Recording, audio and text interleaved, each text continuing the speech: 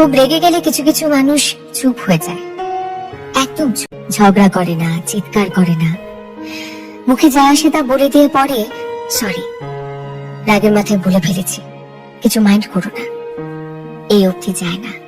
কেন বলুন তো? কারণ এই মানুষগুলো বোঝে তাদের রাগের মাথায় বলে ফেলা কথা অন্য মানুষটাকে ঠিক কতটা আঘাত করবে। তারা এটাও বোঝে সেই আঘাত বুকে বয়ে নিয়ে বেড়ানোর কষ্টটা কি। তারা জানে কোনো মানুষকে শুধুমাত্র কথা আর ব্যবহার দিয়ে কি ভীষণ ভাবে ট্রমা দেওয়া যায়, সম্পর্ক ভেঙে দেওয়া যায়।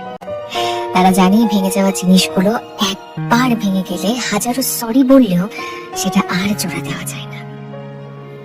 তাই রাগের মাথায় সেন্সিবল থাকা, মানুষটার খারাপ লাগবে সে বিষয়ে ভাবা কিংবা তার প্রতি অনুভূতিশীল হওয়া এতটা সহজ না। যারা পারে তারা জানে কি ভীষণ কঠিন এই কাজ।